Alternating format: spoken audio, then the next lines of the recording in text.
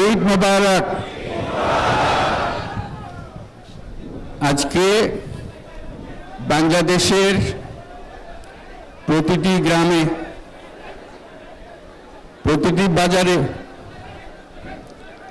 প্রতিটি গঞ্জে, প্রতিটি শহরে ঈদের জামাত অনুষ্ঠিত হচ্ছে। আমরা জাতির পক্ষ থেকে জামাতে যারা যেখানে শরীক হয়েছেন তাদেরকে ঈদ মোবারক জানাচ্ছি। একটু জোরে বলেন, তারা যেন সবাই শুনতে পায়। যারা ঈদের জামাতে শরীক হবার সুযোগ পাননি তাদেরকেও আমরা ঈদ মোবারক জানাচ্ছি, সেটাও জোরে ঈদ মোবারক দেন। আমাদের মা বোনেরা, মহিলারা যারা ঘরে আছেন তাদেরকেও আমরা জাতির পক্ষ থেকে ঈদ মোবারক জানাচ্ছি। আমাদের প্রবাসী শ্রমিকরা যারা বিদেশে আছে, সারা বছর কষ্ট করেছে, আজকে হয়তো ঈদের জামাতে যেতে পারবেন কিংবা যেতে পারবেন না, কিন্তু জাতির পক্ষ থেকে আমরা তাদেরকেও ঈদ মোবারক জানাচ্ছি।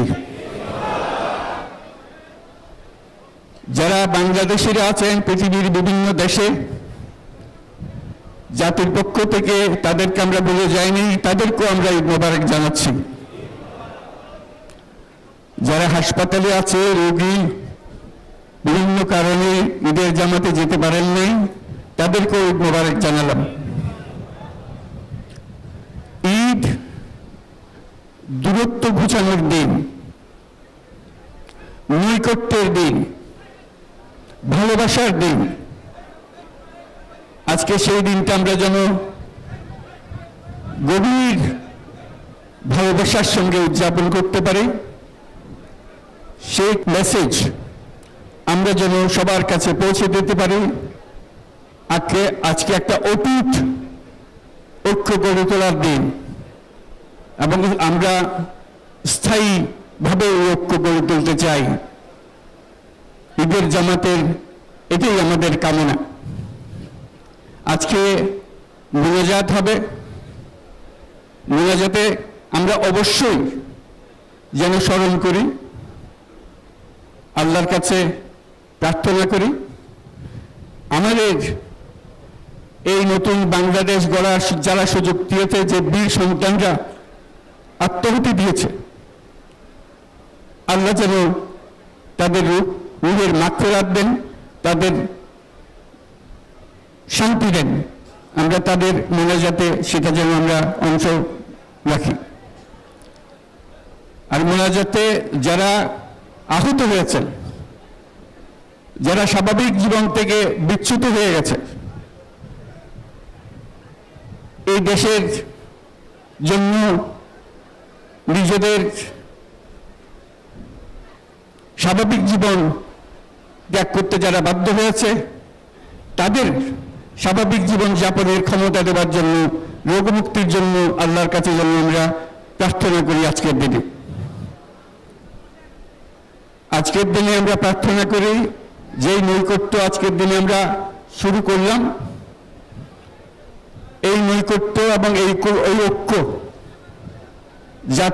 জাতির জন্য যেন স্থায়ী হয়, আমরা যেন একটা ঐক্যবদ্ধ জাতি হিসেবে সামনে এগিয়ে যেতে পারি। যারা আত্মত্যাগ করেছেন, যারা নতুন বাংলাদেশের স্বপ্ন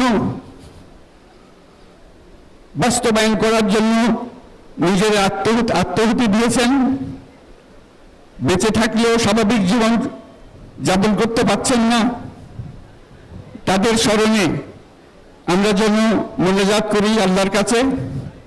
আমরা অবশ্যই সেই স্বপ্ন বাস্তবায়ন করব।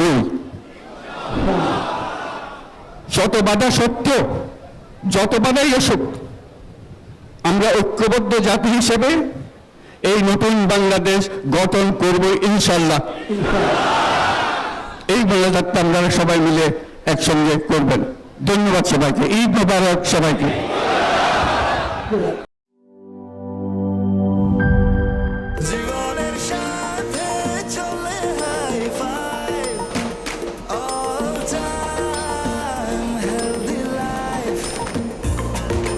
জার্নিতে স্বাস্থ্যকর all time family cake, all time healthy life.